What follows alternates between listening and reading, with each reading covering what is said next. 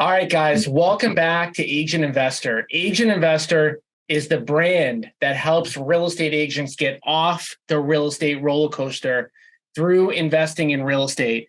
Guys, if you're an agent, if you're listening, 10 years ago, I was just like you. I was living commission to commission, always worried about when my next commission was going to come in, always worried whether or not I was going to have to go back and get a regular W-2 job. It wasn't until I started investing in real estate that I got off that real estate roller coaster. It wasn't until I started investing in real estate that all of my worries and all of my fears that I was going to have to give up my dream of being a real estate agent came to an end. And since I started investing in real estate, I've done over 1,200 fix and flips. I've built an over 300 unit rental property portfolio. I'm in the process of building a couple hundred apartment units. And I've also built a 350 person real estate brokerage that focuses on helping agents achieve financial freedom through investing in real estate. And I actually did a post this morning related to the fact that there are so many newer agents and even some experienced agents who, unfortunately, as the market has started to cool, are starting to worry now, do I have to get out of real estate? And I've been seeing a lot of experienced and successful agents say things like, hey, well, there were already too many agents in the market. We need there to be some agents to leave, which that just wouldn't be the case if all of these people had $3,000, $4,000, $6,000, $7,000 of passive income coming in. I've got a really great guest today.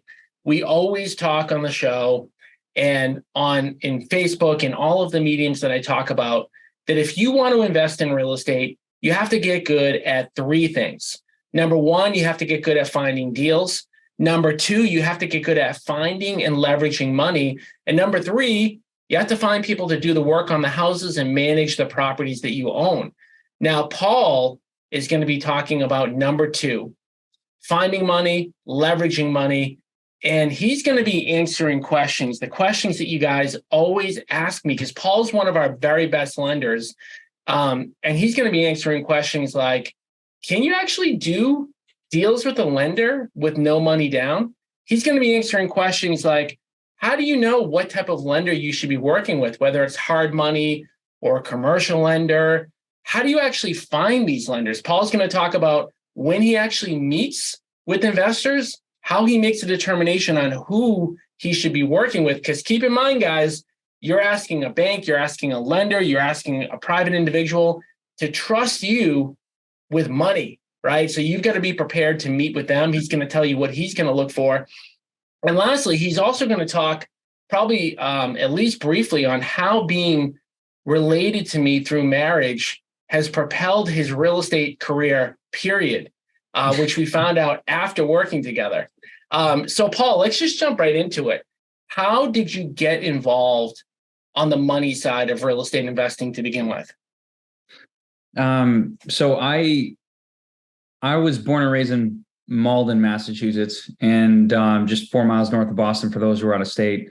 And I went to school here locally. After I got out of college, which went to a small private school in Newton, Massachusetts, I got into the financial world, and I was in the financial services industry. So I worked for a bank at first, transitioned to a broker dealer. That broker dealer had an office in San Diego. In 2014, I relocated to San Diego, and shortly thereafter, I met someone who was in the private lending industry, and I made the transition from financial services to private lending. I was always licensed in real estate as a licensed salesperson since I was 18 years old, and in Massachusetts, and I had just gotten my California real estate license at the time. And at the time, that company didn't have what's called a CFL license, which is California Finance Lender's License. It's essentially like an all-encompassing license where you can hire salespeople from any industry, and you're covered under that license. Because I didn't have it at the time, I needed a real estate license in California. So I got that, entered the business, and I was with a startup at first. And that was kind of my crack into the business. Met him through networking, and he was starting the business at the time. What year was that? That was 2016. Okay. So who were you specifically looking to put money out on the streets for? Like what type of clients were you working with? And if they were a startup, like what was kind of their objective? The objective was to really grow and be a dominant private lender in the space and do quality loans with borrowers who, even if they didn't quite have experience, they had the right team in place in order to execute on the project. And the borrowers that we were targeting were really, I mean, at the time, our box was a lot looser than things might be today. So we would work with newer investors, we'd work with experienced investors, kind of a wide range. And our typical asset types were anywhere between, whether it's a condo, townhome, or a single family to a 4-unit building. That was kind of my focus initially when I got into the space. Now I focus on a wider range of asset types, but that was it back then. So small residential. And were you lending just in one state? Like what you threw out, you were in California, then Mass, like I'm getting confused a little bit. So where were you geographically and what states were you lending in? I was geographically living in San Diego. Yeah. And I was lending in, Southern California all the way up to San Francisco. I lent in Colorado, South Florida, Texas, Massachusetts, New Hampshire. I was kind of pocketed all over the kind of all over the map. You'd see a dozen pin drops all across the United States map. And then in 2019, I relocated back to Boston and opened up an office for that firm. COVID hit shortly thereafter. You probably know the story after that. And I made the transition to Renovo shortly after that happened. So when you were working with like the startup, I'd be curious to hear kind of the conversations that you're having with your team, because you're out there trying to build relationships, right? So for some people that are listening that either have worked with lenders or maybe haven't worked with lenders yet, like you're giving some instruction, like these are the type of people that we want. And what does that exactly kind of look like? What are those conversations like behind closed doors? In terms of, I guess, are you asking in terms of the underwrite when we get a new relationship going and we discuss the client and the deal? Or yeah, exactly. Like more like the client. So you Sure. Obviously the objective wasn't, hey, walk around on Broadway and just find the first 3 people that you meet. Like what are the factors that you're kind of looking at when you're looking to target like people who invest in real estate? Yeah, I mean, number one thing I always look for is character. So I'd want somebody who has good business ethics, good morals, good values, someone who believes in their vision and they're looking to accomplish a specific thing. Whether it's you hear things as wide as someone's looking to build a 1,500 unit rental portfolio, or someone just wants to do a few projects passively throughout the year. So you're kind of hearing quite a bit from investors, but our target client is somebody who's, looking to build a real true business in real estate, because we want to be their relationship and their lending relationship and their financial backer throughout the course of their career. And we want to help them scale their businesses to a level where maybe at some point they don't even need us anymore. Yeah. Yeah. The first takeaway I had there is just like, focusing on people who have a vision, have a plan. And we're actually going to be doing a 5-week business planning clinic for real estate investors at the beginning of January. And it's like, you got to have clarity on where you're going. If you don't, you show up to a lender and you're like, I just kind of want to make money. It's like, probably not exactly what you want to hear. Right.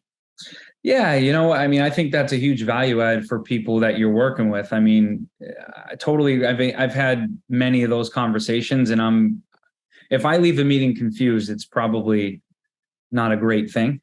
But yeah, you want someone who has a vision, who has clarity in what they want to accomplish. And look, those things are going to change over time, and your business is going to evolve.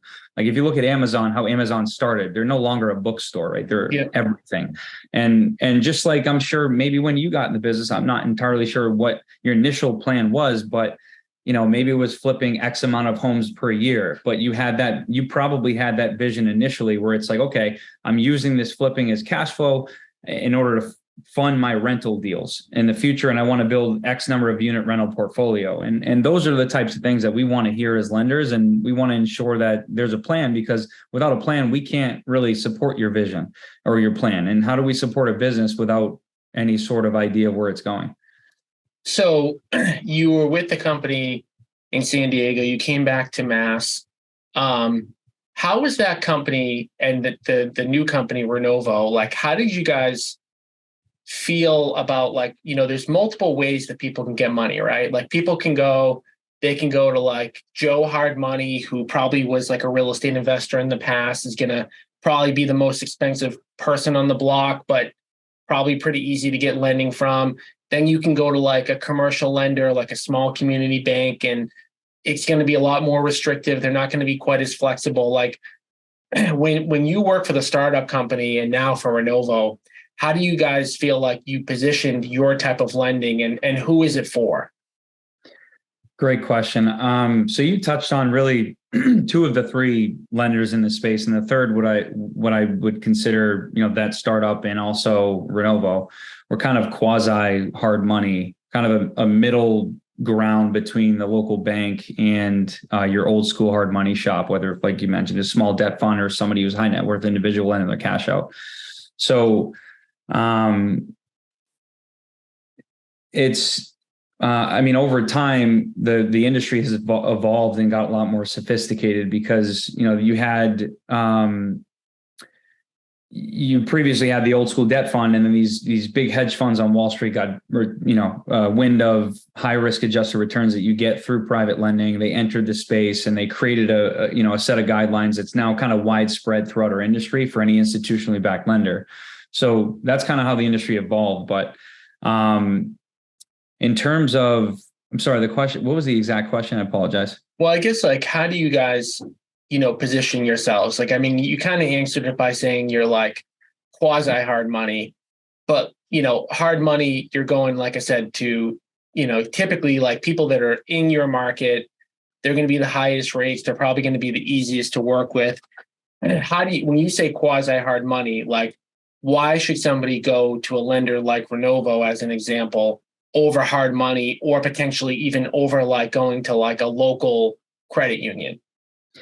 Yeah, so as I was kind of mentioning, as far as how you describe a Renovo or the previous startup or any institutionally backed kind of private lending firm, you are kind of that middle ground between the local bank and the old school debt fund or private lender.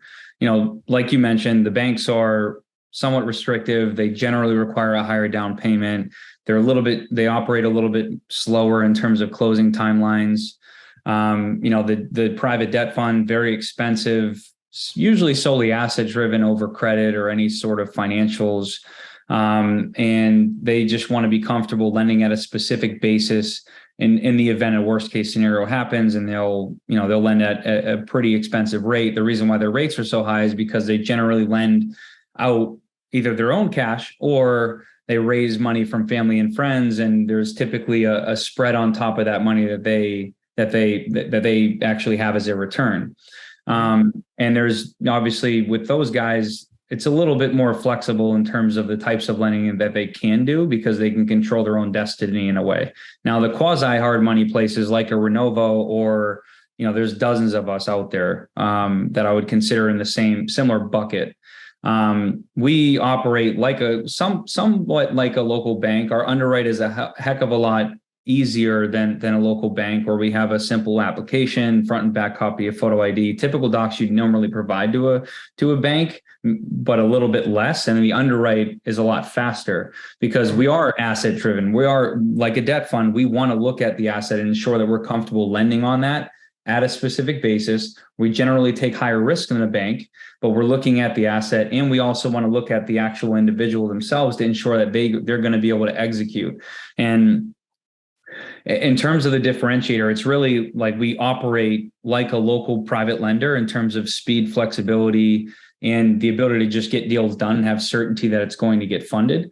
But we're cheaper than that local debt lender. So that's kind of where I position us as a lender in the market. So where does somebody have to be in their real estate investing career to work with a company like yours? Like, can it be somebody's first deal, or do they have to have some sort of seasoning in order to be able to work with a company like yours? That's a great question. I mean, I'll say we have worked with newer investors in the past. There's always got to be kind of some compensating factors. Like maybe it's a general contractor who's been in the space a long time and they have decent financials, good credit, decent financials. That's probably someone we want to work with. If it's somebody who was in a corporate job maybe for 20 years and they just want to just so happen now want to get into the real estate investment world, but don't quite have their team lined up. Mm-hmm. That's more of a deeper conversation. It's not necessarily a quick yes. It's all, common sense decisions. And also we're trying to ensure that we're mitigating our risk, because like you mentioned at the beginning of the podcast, like we're trusting people with money. And sure, like if we lend on an asset, that's what most people come to me and say, hey, but you're lending on the asset. Why do you care about me? Some people say that. And at the end of the day, we're not a rehabber. We're not a flipper. We don't know how to flip a house, right? We're just not that company. We're good at lending money and ensuring that we're backing people so that they can support their business. And, let's say someone gets into a deal, they gut the property. Now it's significantly devalued depending on the initial condition of that home. And if they stop making their payments and they flee to, South America or something, right? Now we're stuck with an asset that's fully gutted. What are we going to do with that? Sure, we have a pool of buyers that could buy that, but at what price? And is our investment at risk at that level? Very likely. So, right. An ideal client is somebody who is either experienced themselves or they're partnering with an experienced individual or a team in order to do their first deal.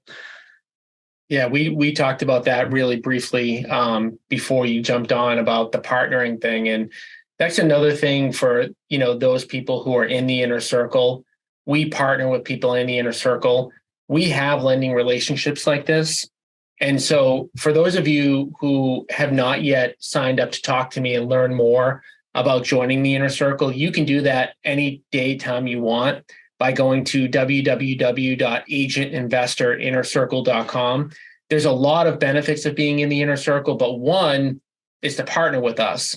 And if you're JVing with us, we're going to have access to all of the best lenders because of our track record. One thing I'll say just about lending in general is like, I'm thinking back to when we first started. Most of our first deals that we did, we were going like hard money. And like Paul kind of said in the beginning, it was like, you can get people to be more flexible if you pay them more money, right? So there's a lot of hard money lenders out there. I even know hard money lenders out there who are ex-flippers that they hope you fail on the project because they're really literally, they're a little different than Paul and his team. Paul and his team don't want to take back a house, but there are people out there that like, hey, if you get me the asset at a good enough price and you fail, I might make more money. So there are people out there that are willing to be a little bit more flexible, but probably not with the best rates. And for a company like ours, like we don't need to work with those people anymore because we've kind of graduated. But I look at lending a little bit like you're always looking to kind of graduate, from one thing to another. And partnering with people can definitely be a way to get there. Now, another question, Paul, people always ask me, I get this question at least once a week. Do you know any lenders that will do zero money down? What would you kind of say? Like, what's your thought process when somebody asks a question like that? And what advice would you give to somebody who might be in that sort of position? I guess it depends on who the question is coming from. You have if it's a newer investor in that position and it's because they don't want to put their own cash in the deal, my answer might be a little different. You have to take some level of risk on yourself, right? And you need to ensure that you put some what's called skin in the game. Now that said, though, if it's somebody who genuinely does not have the means to be able to invest in a deal right now, but they have the team lined up, they have a lot of other positives. There are a couple different ways in which you can go about doing that. One is what we're talking about now, where you maybe you find the deal. Let's say you locate the deal, but you don't have the funds for the deal. Okay, you come to a Renovo like lender. Let us know that. But maybe you have a partner who has the financial backing to be able to back that deal. Maybe it's a situation where you have a free and clear rental property that is cash flowing, and you don't mind what's called cross collateralizing that asset and putting it up as additional collateral so that you don't have to put money in the deal. That's another option. This is entirely different, but this has happened, and it isn't you wouldn't necessarily go to a lender for this, but you could treat the seller as your lender, where you negotiate what's called the seller carryback. I've seen some of that recently where, I got a call on a deal in Milton where this was yesterday. Somebody was getting a single family in Milton for $385,000, which is a pretty darn good deal. Yeah. And the seller said, "Hey, look, I'm not going to sell it to you for $385,000, but I'll sell it to you for $430,000, which is still a good price. It's still under market value for that house. Mm-hmm. But I want to hold back the note, and you just pay me this sum once I sell the asset." Right. So that's an option as well. Obviously, those are fewer and far in between than if you were to just simply partner with somebody like a Tom, like a Bill, who has the experience and the means to be able to get a deal done and ensure that you get your track record to a place where now you can go off and build those right relationships with the right financial partners. So, most agents who are on here are used to kind of dealing with, traditional, FHA, conventional loans that have really mostly the same parameters, right? Because those loans end up getting sold off, and maybe if you shop 10 lenders, maybe there's a quarter point difference or something like that, but usually not extremely substantial. Would you say that that's similar to your world, where like shopping around a lot isn't going to get you that far, or do you think that shopping around can get you like a significantly different type of like deal? That's a really good question. I think, we're in a weird time in the financial world right now where you might find small pockets of capital that could be cheaper. But that goes into a lot more complex discussion. But I would say the answer is no. I don't think you're going to get a huge lift by shopping around to like 10 or 12 different private lenders in our space, because at the end of the day, we're all structured pretty similarly. And we all leverage, a lot of times we all leverage similar capital. And by the way, all that capital that's leveraged in our market, they all talk to each other and they all know what each other's doing. So, at the end of the day, I don't think there's going to be a massive difference in price. Now, depends on the type of lender, right? So if we're talking about one of, each of those three different lenders we've touched on, like local banks, private lenders, and the private debt funds, the old school hard money guys, you're going to find substantial price differences there. But if you're looking in the quasi hard money space, I'd call it, or the private lending space, no, you're not going to find a huge lift, I don't believe, on price. Now, the biggest thing in my personal opinion, based on how long I've been in the business, that investors should look for is really structure. And the guy that's in the seat, the guy or girl who's in that seat as your originator, really should add tremendous value to your business, whether it's through convenience, whether it's through, analyzing deals alongside you to ensure that, the deal should be done. Because, and those are discussions that need to happen, especially in today's world where there's a little bit of uncertainty. But, my quick answer is no, I don't think you'll find a huge lift on price if you shop around. So with that being said, we have people that they want to do, fix and flip deals, and they want to do buy and hold deals. What kind of like rates and terms and stuff like that can people expect? I know rates and terms can change, at a moment's notice, but like, obviously everybody that comes in and I meet with, it's like, how do I make as much money as possible, get the best deal possible, leverage capital possible. First start with like fix and flips, like what are like typical rates and terms that you would see in like all three buckets? And then we'll talk about more long-term stuff. When we say all three buckets, are we talking about the three kind of typical? Yeah, like a small, like, a community bank versus like your type of company versus like a hard money lender. Like, what are the differences between the three? Sure. So on the purchase and rehab or fix and flip loan side of the business, let's start with community banks. A lot of times what you're seeing is 75, 80% on acquisition, LTV, right? Yeah, of the purchase price, 100% of the construction cost, and it's not to exceed 70 or 75% of the after repair value. Some banks are more conservative and they might go 70% of acquisition, not to exceed 65% of the after repair value. It just depends on who you're working with. Because in Massachusetts, there's hundreds of local community banks. And there's, the rates in local community banks, many times, depending on the bank, are usually tied to some form of benchmark. It's typically prime, and they mark prime up by either 1% or 1.5% is generally what I see.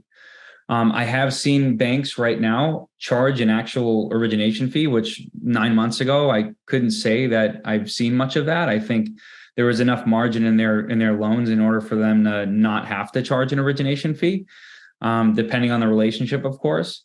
But I have seen them charge 1% recently after seeing some term sheets. Now, if we move over to kind of the quasi-private lending bucket, where anywhere between 80 and, for the right relationship, up to 90% on the acquisition, 100% of construction costs, not to exceed 70% of the after repair value in today's world. But there's some flexibility there where it could go as high as 75, depending on, again, the relationship. And rates in our world right now, kind of floating between like 10 and 11.5 to 12, somewhere in that range. Yeah. In the origination fee, call it 1% to 2% range. Mm-hmm. And as far as your old school hard money lender, they used to be, I don't know. Back in the day, you probably experienced it yourself, where they're like 15 to 18% in 4 points or something like that. But right now, they're probably 12 to 14 and 2 to 3 points is typically what I'm seeing. Now, you might have a random individuals who are willing to lend you cash. You'd put them in that bucket at a reasonable rate. There might be someone out there that's doing 9 and 2. I don't know, but that money is finite. And that's the other thing to think about when choosing the right lender is if you're looking to really truly scale your business, you can do that with your private guy, but you probably need a second option or a multitude of options, especially in today's world where people are kind of pulling back here and there. Like you're seeing some of these private guys not wanting to lend on this stuff right now. Hey everyone, this is Tom Caffarella. I want to quickly interrupt the podcast to, number one, thank all of my loyal listeners of the Agent Investor podcast and tell you guys really quickly about an exciting event we have coming up. It's a 2-day event. It's called the Passive Income Real Estate Investor Event that you can find out more details at passiveincomeevent.com. We're going to be doing a 2-day training session teaching all of the agents and all of the investors at the event on how to achieve financial freedom through real estate. If you're like me and your goal is to not work 80, 100 hours a week grinding, selling real estate, flipping homes, definitely check out this event. We're going to teach you how to build a passive income portfolio so that you can retire, so that you can work when you want, how you want, and ultimately achieve financial freedom. So again, go to passiveincomeevent.com for more details, and we look forward to seeing you at the upcoming event. That's just another thing that, talking back to the beginning of, when I introed you, there's 3 things that everybody needs to get good at. They need to get good at finding deals. They need to get good at finding capital, raising capital, leveraging capital. and then, the construction or management part of it. But all of these elements, right, as we're kind of like, peeling back the onion a little bit, it's like it never ends with how much you could kind of learn about each bucket.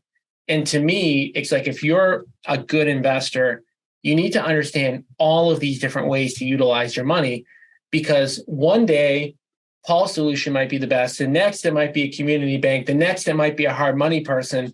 And like Paul kind of, said, to echo what he said, it's like the small hard money lender could be your best option one day. And then they could be like, oh, I don't really like how the next year is probably going to pan out, so I'm just going to pull all my money out.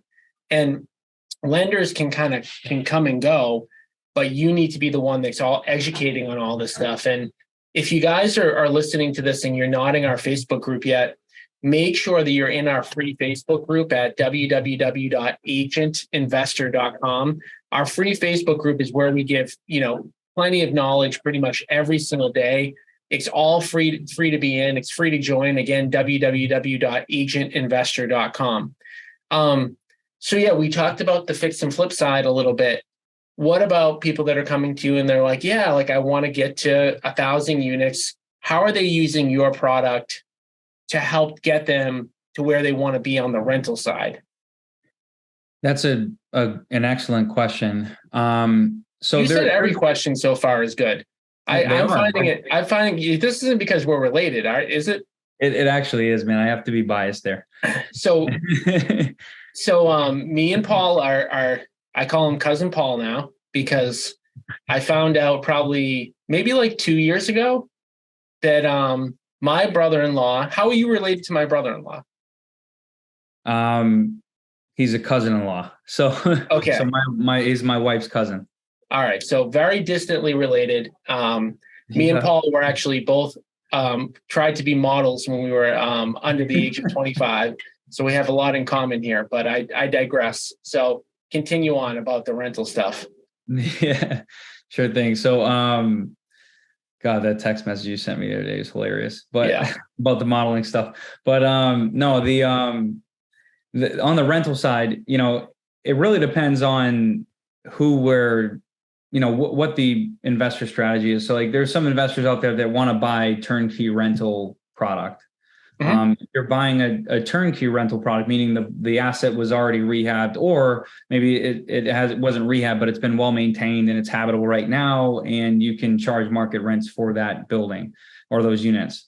If somebody were to come to us with a turnkey rental loan, what would happen is we would analyze the deal based on debt service. So there's something out there in the last 4 years, there's been a new product out in the world. It's called debt service coverage ratio loans. So DSCR loans for short. And what lenders generally look for, it's not so much income driven. It's not based on your W-2 job. It's not based on, a multitude of other factors that banks generally look at when choosing to lend on a rental asset. It's solely based on the cash flow of the building. And credit plays a role, but in pricing mainly. But someone would come to us and say, hey, I have this rental deal under contract, or I'm looking at it. Can you help me analyze the deal? So they tell us all the details related to the loan. Typically what we like to see is, the address of the asset, obviously, what your projected offer price is, or what you have it under contract for. If it's currently vacant, we're looking at market rents in the area. And we generally, and this holds true for most of the market, if there's vacant units in a single family to 4-family building, you'd underwrite to 90% of market rent. So you take a 10% haircut in the event there are vacancies. So other than that, you look at the taxes and insurance of the asset. So, and you can basically come up with your debt service coverage ratio based on that and the cost of the money. And these loans are written at 75 to 80% on the acquisition, and rates right now in our space in general are kind of floating in the 7s, and they're touching low 8s. You see some people as high 8s right now. There's kind of a wide range of rate right now in the industry. Whereas 9 months ago, the market was very stagnant and we all had certainty that rates were staying where they were at.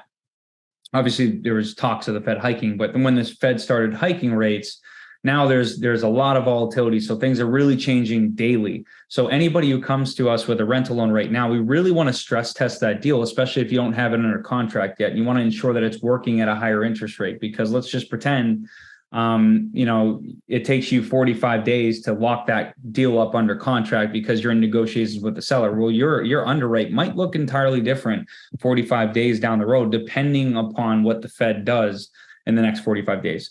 So those are things to kind of think about in today's world. And you want to ensure that you're stress testing your deals and that it's working at a higher interest rate. In the event it takes a while for you to start that process. But yeah, it's funny because I think a lot of people, they look at lenders as almost sometimes like the bad guy. And it's interesting because especially on a rental property, you're really partnered with that lender because they're going to kill deals that don't make sense. Because if they're not going to make sense, the lender is going to lose money and the person's going to lose money. So it doesn't make sense for either party. And we've run a couple by you in the past couple months that we're like, oh, like maybe this will meet the requirements, and it doesn't. And like I can think of one particular deal that I was like just hoping, and it didn't, and it wouldn't have made sense. But it's like, lenders are there not just to protect themselves, but they're also there to protect you as well. So based on what you just told me, like, why would somebody go to your company as an example? Again, thinking about how people utilize these different sorts of debt. Why would somebody go to your company with a DSCR loan versus a local community bank that, I don't know, maybe they have lower rates right now? I'm actually not even sure. They probably have slightly lower rates. Like, what would the benefit be for that?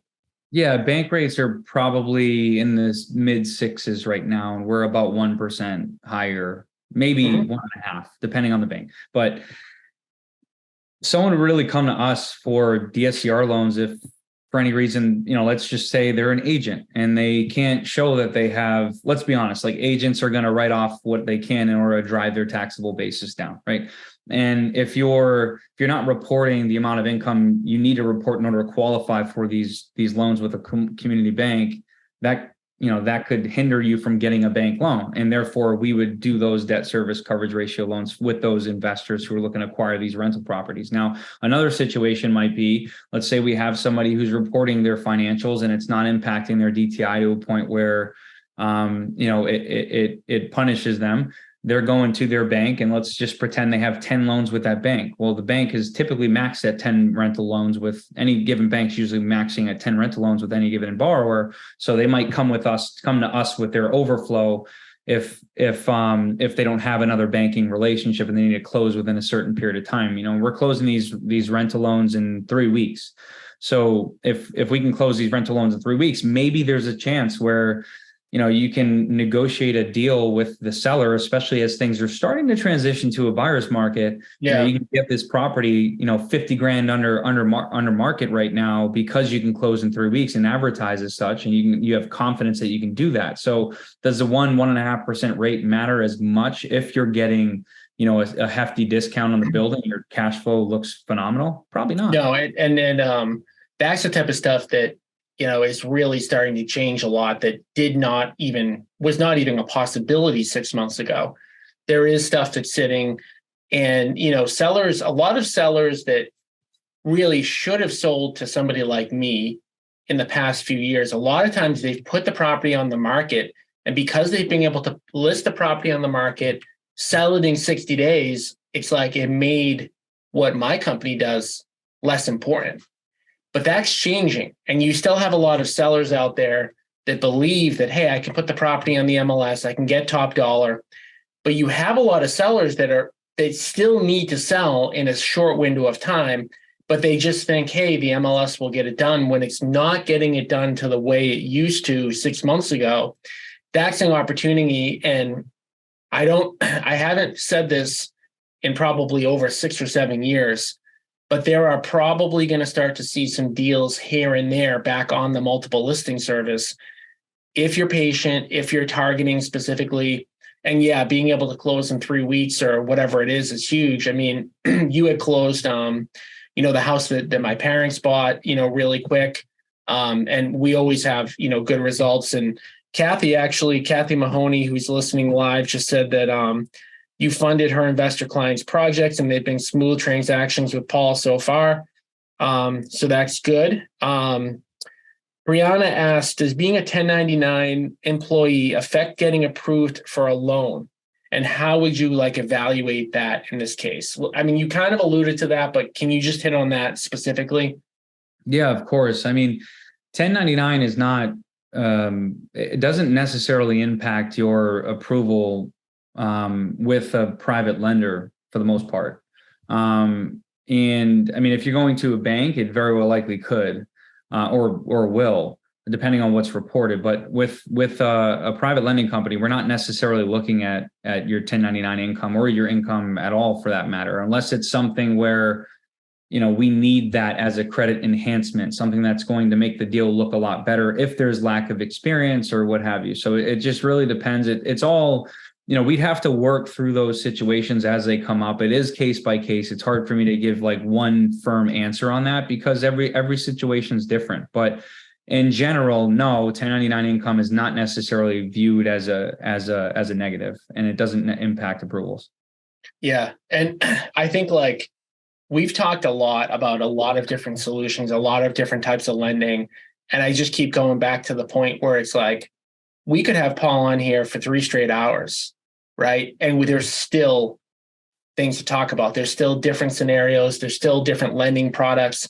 And that's another kind of thing is like, you had mentioned this a few times during the conversation, and this will never change.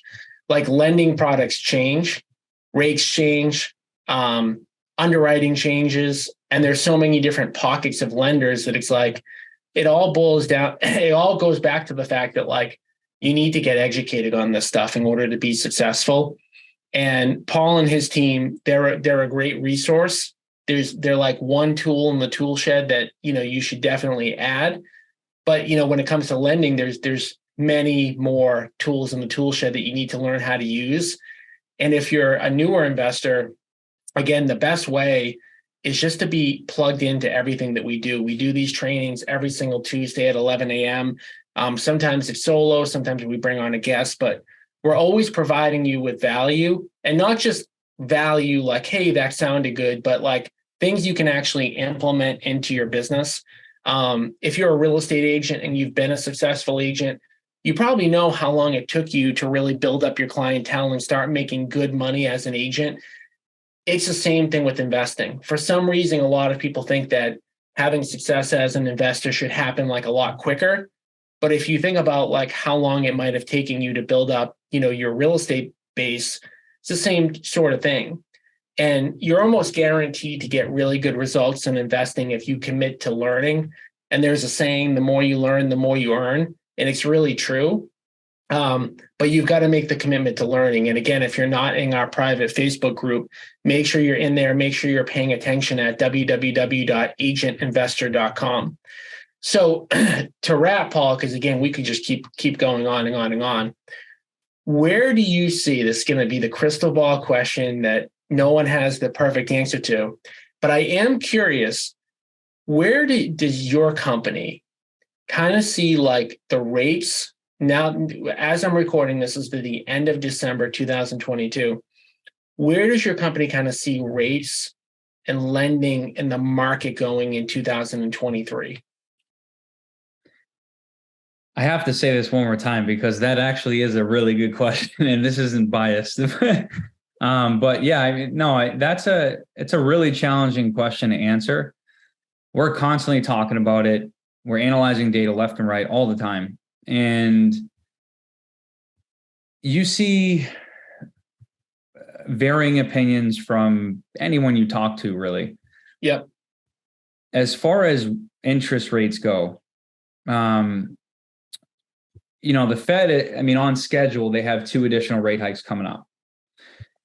They haven't deviated from what their messaging has been the entire time from which they've started to hike rates. Mm-hmm. And what's their messaging? Tame inflation, bring it down to 2%. They have not moved off of that message whatsoever. And I think in order for us to, I mean, do I think they'll commit to these 2 additional rate hikes? Do I think we will see them completely pause next month or February, whenever I think their next meeting is early February. I don't think they're going to pull back. I think they're going to hike that month, and I think they're going to hike the following month. Now, we might enter a wait and see moment for a bit of time, to where they do want to see what these hikes have done to the economy, and if it has officially gotten us to a point where we see trending downward data on inflation. That said, though, there isn't necessarily a direct correlation from what the Fed's doing to interest rates. So you might see these bond investors pull back or jump back into the treasury market, and it could definitely drive rates down a little bit. And I think towards the end of next year, we will see rates trickle down a bit, but I don't think we're going to settle anywhere near like 3%. It's probably going to be in the 5s. Which I think is probably healthy for the market. We've been in an accommodation type period where the Fed has helped us, and many people have benefited from it. Now they're in an over tightening, I think, to where we're constricting things significantly because they have this mission. Now, as far as lending goes, anytime there's uncertainty, and especially if there's significant amounts of uncertainty, you have capital leaving the market. Mm-hmm. When there's a scarcity of capital, that leads generally to more expensive money, and they can typically dictate their terms. And no longer is it an environment where you can stick your hand out and the money's in your pocket. Yeah. At the terms that you want to borrow at. So there is some level of likelihood that you could see lending guidelines. Now, this isn't a conversation we've had. We're taking it month over month, looking closely at data to determine what we're thinking. And Massachusetts as a whole is held up pretty darn strong. Yeah. In comparison to some other markets across the country. We monitor our portfolio and exits often against what our underwritten ARVs are, and our ARVs have held very strong across, New England. But, there's a chance that you could see capital in the entire industry be more constrictive. And I'm going to say this because I mean it, but it's why I think having a partner like Tom and Bill and a resource like that to leverage is incredibly important, especially in a time like we're in right now, because guys like Tom and Bill are going to be around. They're not going anywhere, and they're going to continue to operate their business to the fullest capacity of what they can do at any given time in the market based on market conditions. And they're going to pivot. They're going to do what they can in order to make smart, thoughtful decisions. And having a partner like them in your business is incredibly valuable. I know I'm kind of digressing a bit, but I think that's an important thing that I want to kind of drill at home. I think the Fed has kind of hiked rates too fast. It's historically the fastest like ever. And I don't think we've had enough time for these rate hikes to work itself through the financial system. It's a $30 trillion machine. So you can't expect results to fallout to happen overnight. I think you will see unemployment trickle up. I think you will see some defaults coming up. Do I think it's going to be anything like 2008? Probably not, but you're going to see some bumpiness, and it's why having the right resources in your business right now is going to matter most. Yeah, it's just so interesting. I mean, this has been really the most interesting time that I've been in real estate since pretty much when I started, when we went through that 07, 08, 9, 10, however you want to block up that time frame. I do think this is different because of the one main reason is just that everybody has 3% interest rates right now. So what we're seeing on our end is like far fewer sellers selling, because who wants to give up a 3% interest rate? So I know not everybody who's listening is in the greater Boston market, but what we're seeing locally is we've seen buyer demand go way down. And in a normal environment, when buyer demand diminishes that much, you would automatically pretty much see prices fall. But the problem that buyers have right now, and I actually literally feel bad for people in the greater Boston market trying to buy, the problem that they have is that we haven't overbuilt in Boston because we can't, because we're 250, 300 years old. There's no land to develop here. So it wasn't like we overbuilt. But then more importantly, there's so many people that want to sell their house right now, but then they go, oh, I got to buy something too, or I have to rent something. and it becomes a worse financial decision for them to actually trade, which is keeping inventory still crazy low. We're up, I track 3 counties in Massachusetts, Essex, Suffolk, and Middlesex, because they're closest to me. And I think as of last week, we were up year over year 19%, which might sound like a lot, but it's actually, compared to 2019, we're still way down. And I follow, if you guys don't follow Altos Research, that's another person. He does national inventory updates every single week, ALTOS Research. Really good stuff. And he just released one yesterday. And what he is seeing right now is that inventory is actually falling faster this time of year than normal, which is not what he expected going back a few months ago when buyer demand kind of shifted down. But what we're seeing is like a lot of sellers are just like, you know what? If I can't sell, I'm just going to stay. I'm just going to stay because I got a 3.25% rate. I said that on a Facebook group the other day.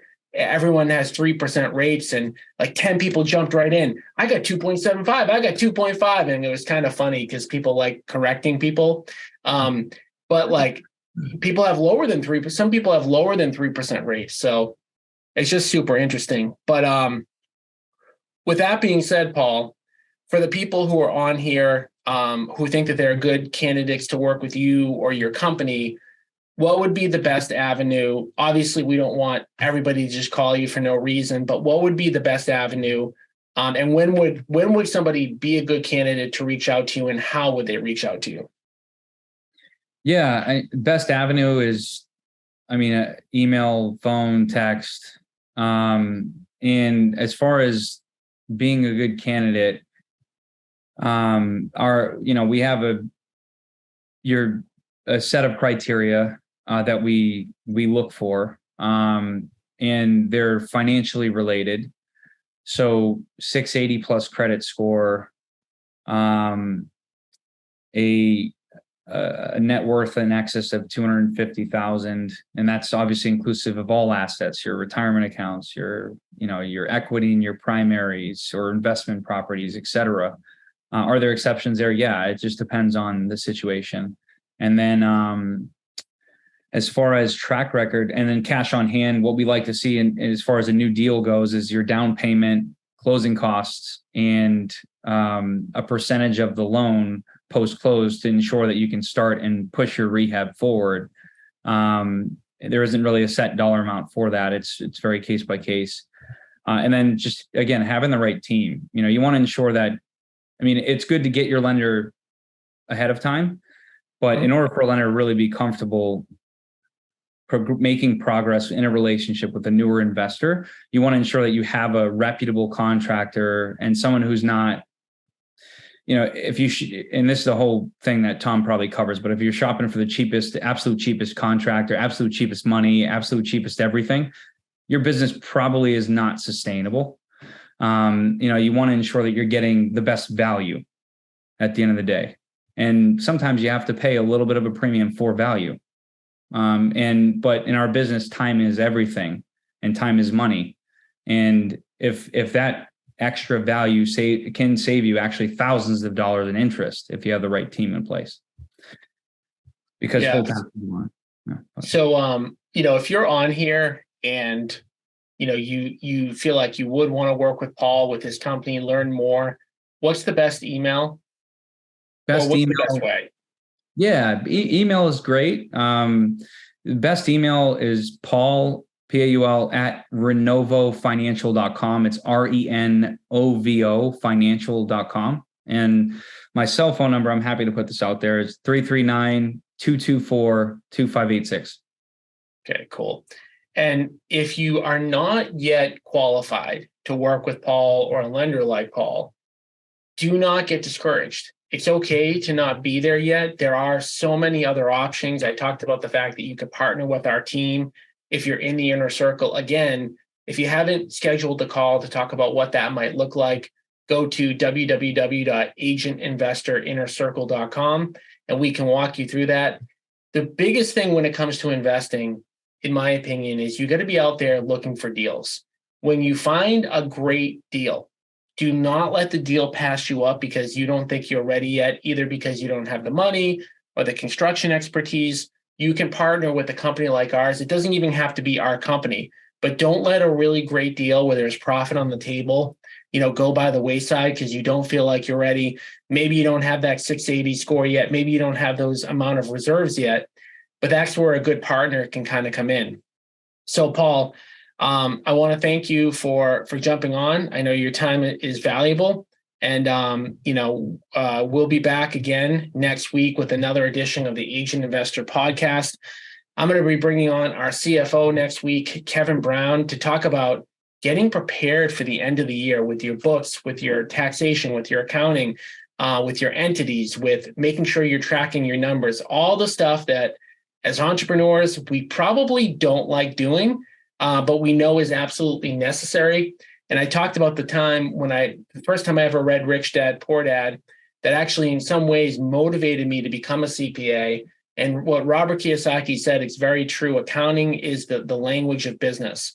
And you've got to get your accounting right, or else guys like Paul, banks aren't going to want to work with you. So we're going to talk about getting yourself bankable, taxation, and all that good stuff next Tuesday at 11 a.m. Eastern. And again, thank you, Paul, for hopping on, and I'll talk to you later. Thanks, Tom. All right, bye. All right, bye.